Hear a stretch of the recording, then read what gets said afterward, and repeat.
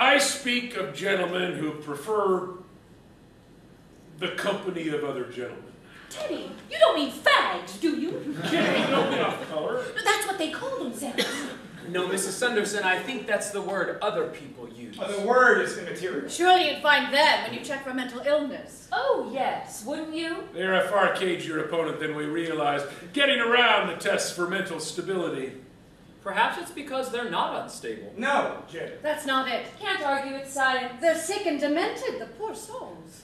But I work in personnel. I'm no analyst. I wouldn't begin to know how to check for mental deficiency. But Martindale, you have an extraordinary eye for detail. And there are clues. These perverts have a certain carriage, a demeanor. They read motion picture magazines, attend the opera. So we interview every fellow who's seen the opera? I've dragged you to the opera a dozen times. Oh, Teddy, I've taken you to the opera. Oh, no. Oh, it's getting a little tricky, isn't it? Yes, it is. But the arrangement gives us a lot of freedom that other people don't have. I love our life.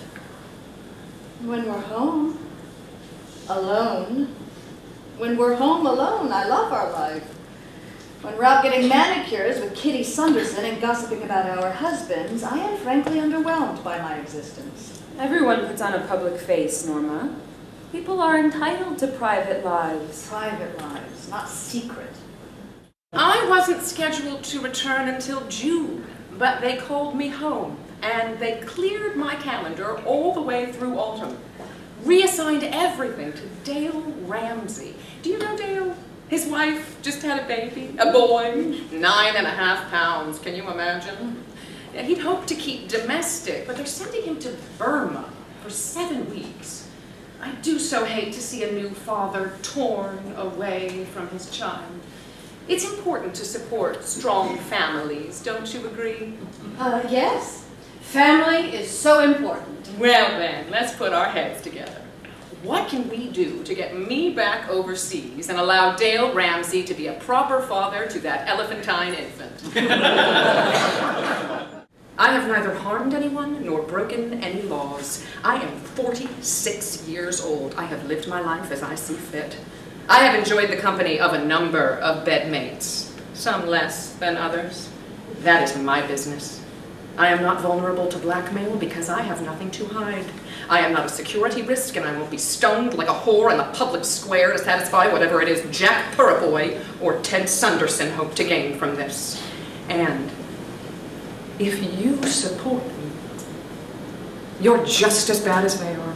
You look so familiar. Have you ever seen the girl in the ads for Luster Cream hair shampoo? Billboards were everywhere, and in Life magazine? Yes, I have. Well, I look a lot like her. Now, if you'll excuse me, I must be on my way to the grocer for flour. I'm completely and utterly out, and if I try to make a cake without it again, Bob will be so cross. All right. Well, thank you again. Of course! I will tell Bob you stopped by. Mrs. Martindale, I'm certain we've met before. Oh, I'm sure we have. I go to so many dinners with overcooked chicken for the Maharaja of who's what's it. I never know what to say at those things. I'll bet you're there to translate. How do you say this chicken is a little dry in some other language? Das Hanschen schmeckt ein bisschen ausgetrocknet. My God, that sounds so angry. What is that? German. Well, maybe I'll meet Marlena Dietrich one day and I can use it. Although I'm sure they wouldn't serve her chicken. She's far too glamorous. Probably swordfish, something exotic. Did you ever live? I would have to plan a meal for her. I can't even remember my flour. I bet they'd serve fried chicken to Hitler if he wasn't dead. Although I don't think I'd attend that dinner. It just wouldn't feel right. You never met him, did you?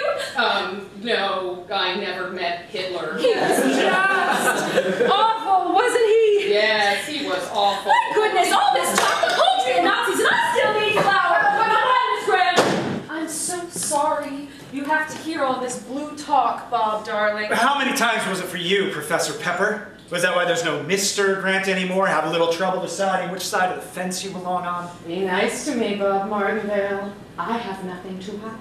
Whereas I know you do. I know very well.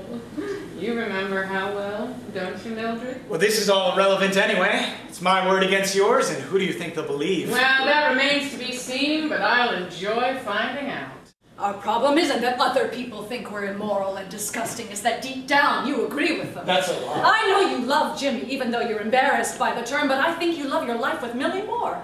The pretend, the show, it isn't just a necessity for you, it's your preference. Okay, that is not fair. I'm sick of keeping the curtains drawn and playing pretend. It's done. What do you mean? Of course, marriage without children, it's so unusual. People ask questions. See, I found if you simply say, sometimes things just don't work out, it's a no. That's the wonderful thing about polite society. People are all dying to get the dirt on you, but there's no proper way to inquire. Oh, they find a way eventually. Yes, I suppose they do. But phooey on all of them, let them gossip. We women are the homemakers, Millie. It's our secret power. We're the ones who decide what makes a home. Isn't that lovely? Yes, it is.